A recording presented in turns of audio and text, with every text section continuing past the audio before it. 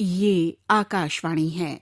स्वतंत्रता दिवस की पूर्व संध्या पर अब प्रस्तुत है माननीय केंद्रीय रक्षा मंत्री श्री राजनाथ सिंह का सैनिकों के नाम संदेश। मेरे बहादुर सैनिक बहनों और भाइयों, हमारा देश कल अपनी स्वतंत्रता का 80वां वर्षगांठ मनाने जा रहा है। इस गौरवपूर्ण अवसर पर मैं सशस्त्र सेनाओं में सेवारत और सेवानिवृत्त सभी सैनिकों और सैन्य अधिकारियों को अपनी और समस्त भारत की ओर से हार्दिक शुभकामनाएं देता हूं। मैं उन परिवारों के प्रति भी अपनी गहरी कृतज्ञता व्यक्त करता हूं जिनके त्याग और धैर्य के कारण ही हमारे सैनिक पूरी निष्ठा के साथ मातृभूमि की सेवा कर पाते हैं। साथियों, आज से 79 वर्ष पूर्व हमारे स्वतंत्रता सेनानियों ने अपने अथक संघर्ष, त्याग और बलिदान के बल पर हमें आज़ादी का अमूल्य उपहार दिया है।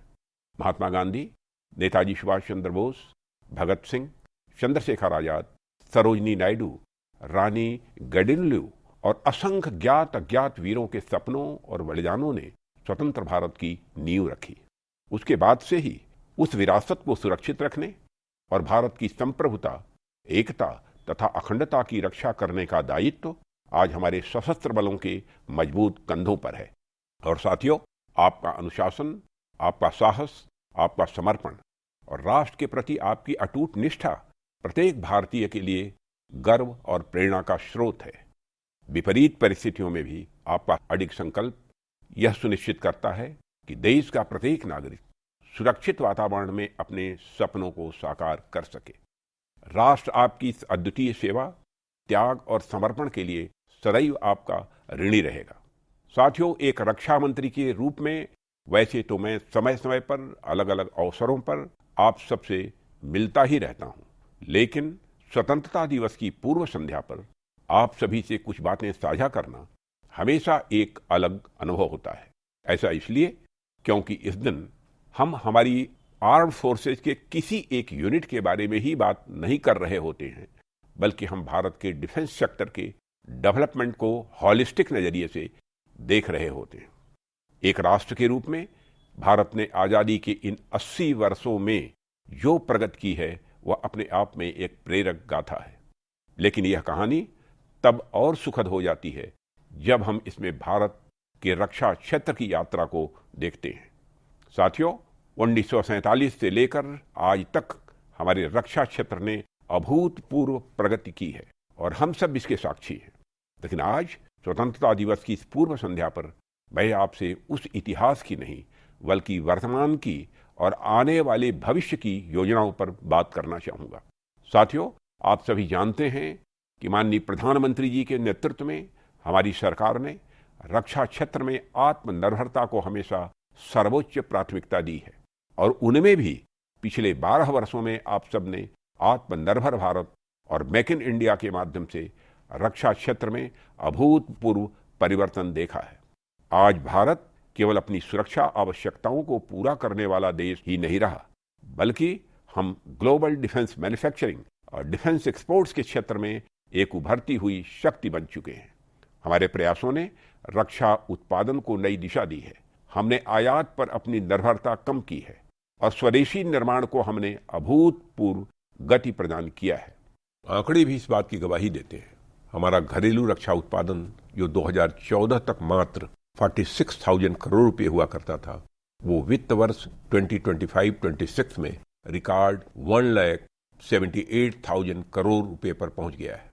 यानी पिछले एक दशक में हमारा घरेलू रक्षा उत्पादन लगभग 4 गुना बढ़ चुका है। यह पिछले एक दशक में हुए स्ट्रक्चरल चेंज का प्रमाण है। इस कुल उत्पादन में रक्षा, सार्वजनिक उपक्रमों और अन्य सार्वजनिक क्षेत्र की लगभग 76% हिस्सेदारी रही, जबकि निजी क्षेत्र ने 24% का योगदान दिया, जो पिछले वर्ष के 22% से अधिक है। निजी क्षेत्र की यह बढ़ती भागीदारी इस बात का संकेत है कि रक्षा क्षेत्र में बिजनेस एनवायरनमेंट लगातार बेहतर हो रहा है। साथियों, रक्षा क्षेत्र में भारत की आत्मनिर्भरता का सबसे प्रभावशाली प्रमाण हमारा रक्षा निर्यात है। वर्ष 2013-14 में महज 686 करोड़ रुपए का डिफेंस एक्सपोर्ट आज वित्त वर्ष 2025-26 में बढ़कर 38,424 करोड़ रुपए तक पहुंच गया है। यानी लगभग एक दशक में हमारे डिफेंस एक्सपोर्ट ने 5,500% से भी अधिक की छलांग लगाई है। आज भारत में 145 डिफेंस एक्सपोर्टर्स हैं और हमारे डिफेंस प्रोडक्ट्स 80 से अधिक देशों में एक्सपोर्ट हो रहे हैं। इसी आत्मविश्वास के साथ सरकार ने 2029 तक 50,000 करोड़ रुपए के रक्षा निर्यात का लक्ष्य निर्धारित किया है और मुझे पूरा विश्वास है कि हम ये लक्ष्य जरूर प्राप्त करके रहेंगे। साथियों, रक्षा क्षेत्र में इतना बड़ा परिवर्तन बिना किसी ठोस निवेश के संभव नहीं था। हमने रक्षा बजट लगातार बढ़ाया है। हमारा डिफेंस बजट वर्ष 2013-14 के 2.53 लाख करोड़ रुपए से बढ़कर 2026-27 में 7.85 लाख करोड़ रुपए हो गया है। इसी तरह कैपिटल एक्सपेंडिचर 94,588 करोड़ रुपए से बढ़कर 2.19 लाख करोड़ रुपए तक पहुंच चुका है। रिसर्च एंड डेवलपमेंट पर भी हमारा फोकस लगातार बढ़ा है। वर्ष 2014-15 में रिसर्च एंड डेवलपमेंट का बजट जहां 15,283 करोड़ रुपए हुआ करता था, वह 2026-27 में 90% बढ़कर 29,100 करोड़ रुपए तक पहुंच गया है। ये सारे आंकड़े भविष्य की रक्षा तकनीकों में भारत की बढ़ती प्रतिबद्धता को दर्शा रही हैं। साथियों, रक्षा क्षेत्र में इस निवेश का लाभ हमारे पूरे रक्षा औद्योगिक परिदृश्य को भी मिल रहा है। आज देश में रक्षा क्षेत्र से जुड़े हुए 16 सार्वजनिक उपक्रम, 462 लाइसेंसी रक्षा कंपनियां और लगभग 17,000 MSMEs रक्षा निर्माण से जुड़ी हैं। नवाचार को प्रोत्साहित करने के लिए आईडेक्स जैसे प्लेटफॉर्म तैयार किए गए। साथ ही अदिति जैसी योजना के माध्यम से आर्टिफिशियल इंटेलिजेंस और क्वांटम टेक्नोलॉजी जैसी अत्याधुनिक तकनीकों के लिए 25 करोड़ रुपए तक का अनुदान दिया जा रहा है। साथियों, भविष्य की चुनौतियों को ध्यान में रखते हुए हम अपनी सेनाओं के आधुनिकीकरण को सर्वोच्च प्राथमिकता दे रहे हैं। पिछले एक वर्ष में डिफेंस एक्विजिशन काउंसिल ने लगभग 8.75 लाख करोड़ रुपए से अधिक की परियोजनाओं को एक्सेप्टेंस ऑफ नेसेसिटी प्रदान किया है। यह अपने आप में हमारे रक्षा आधुनिकीकरण के इतिहास का सबसे बड़ा निवेश है। इसके अंतर्गत भारतीय सेना को, भारतीय नौसेना को और भारतीय वायुसेना को अत्याधुनिक हथियार उपलब्ध कराए जाएंगे। ये निर्णय हमारे रक्षा क्षेत्र को भविष्योन्मुखी बनाने की दिशा में उठाए गए ठोस कदम है। आधुनिकीकरण की इस प्रक्रिया को गति देने के लिए हमने रक्षा खरीद प्रक्रिया में भी बुनियादी सुधार किए।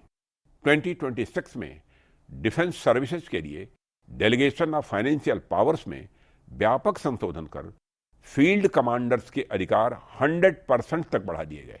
इससे कॉन्ट्रैक्ट्स का क्रियान्वयन तेज होगा और हमारी ऑपरेशनल एफिशिएंसी मजबूत होगी। इसके अतिरिक्त स्वदेशीकरण को बढ़ावा देने के लिए स्वदेशीकरण से जुड़े वित्तीय अधिकार भी 2 गुने कर दिए गए हैं, जिससे 1.25 लाख करोड़ रुपए से अधिक की रक्षा खरीद को रेवेन्यू रूट के माध्यम से गति मिलेगी। साथियों, हमारी सेनाओं ने बढ़ चढ़कर आत्मनिर्भरता की इस यात्रा में भाग लिया है। भारतीय नौसेना ने आत्मनिर्भरता के क्षेत्र में एक के बाद एक कई मील के पत्थर स्थापित किए। वर्ष 2025 और 2026 में नौसेना के बेड़े में प्रोजेक्ट 17A के तहत 4 अत्याधुनिक steel frigates INS Udaygiri, INS Himgiri, INS Taragiri और INS महेंद्रगिरी को शामिल किया गया। ये सभी स्वदेशी युद्धपोत हमारी समुद्री क्षमताओं और सुरक्षा को मजबूत कर रहे हैं। इसके अतिरिक्त गोवा में इंडियन कोस्ट गार्ड शिप समुद्र प्रताप का भी कमीशन होना ऐतिहासिक रहा है, जो 60% से अधिक स्वदेशी कंटेंट वाला भारत का पहला स्वदेशी पॉल्यूशन कंट्रोल वेसल है। भारतीय वायुसेना के लिए भी हिंदुस्तान एरोनॉटिक्स लिमिटेड के नासिक संयंत्र में LCA तेजस मेक 1A की तीसरी और HTT-40 की दूसरी प्रोडक्शन लाइन शुरू की गई है। हाल ही में इस नई फैसिलिटी में बने पहले LCA मेक 1A को भी राष्ट्र को समर्पित किया गया।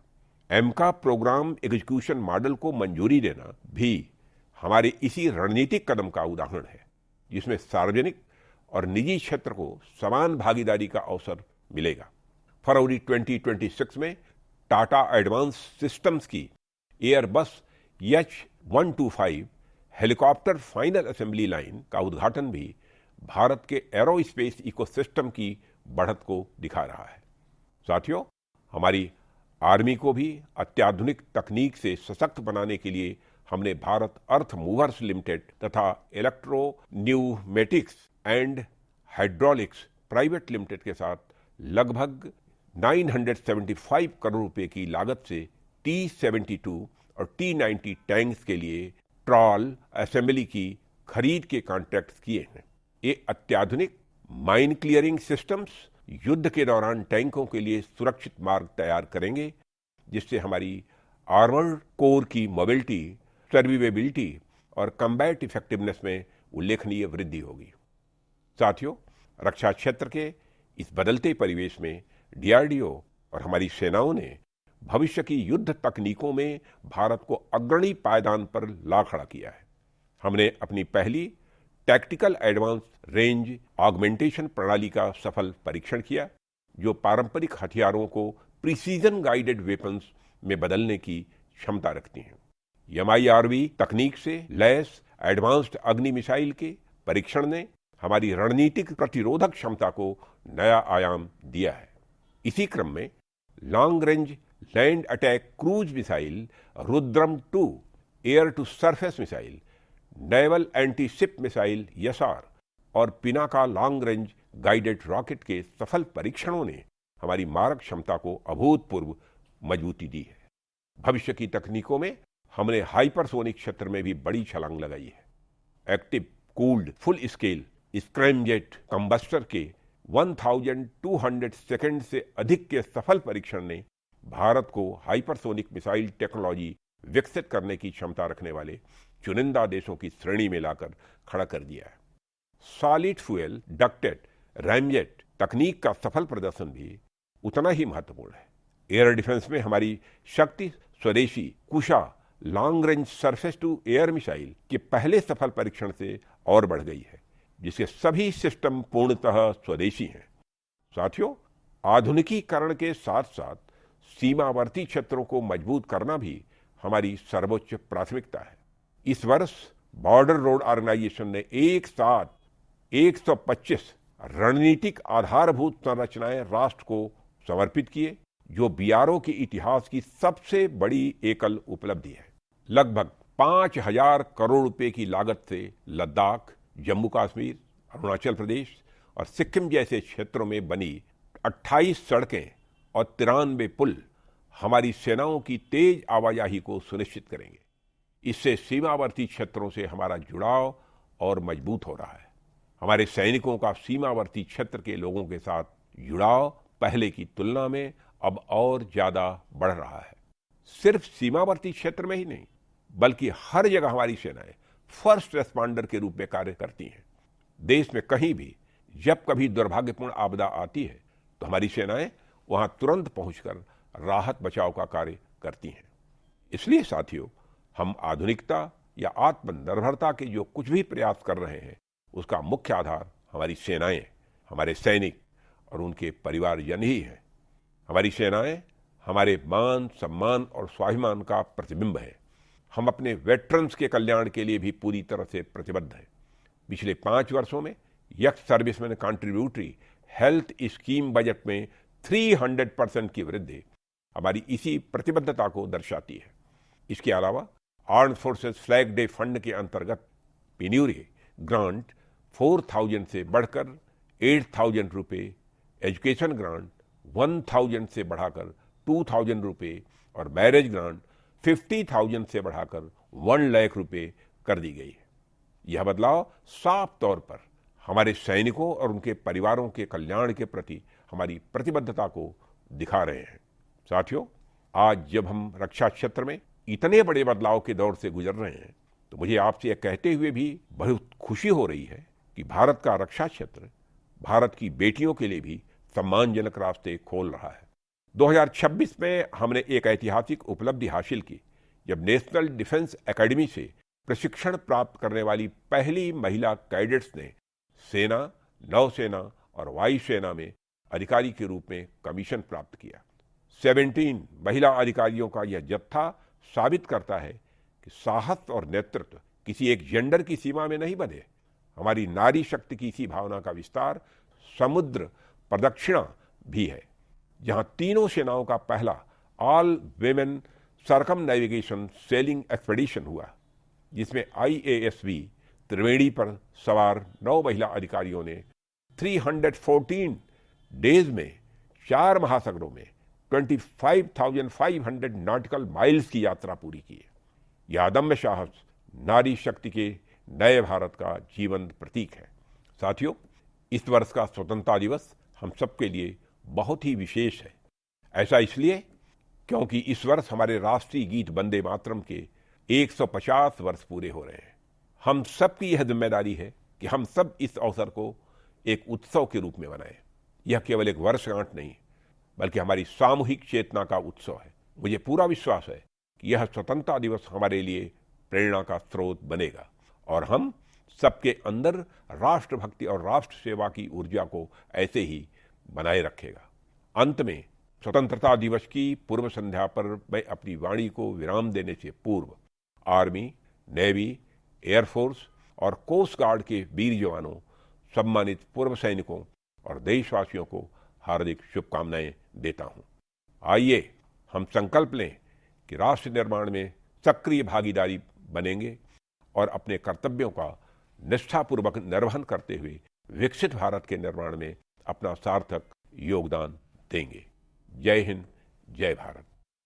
अभी आप स्वतंत्रता दिवस की पूर्व संध्या पर माननीय केंद्रीय रक्षा मंत्री श्री राजनाथ सिंह का सैनिकों के नाम संदेश सुन रहे थे। ये प्रसारण आकाशवाणी के दिल्ली केंद्र से किया गया।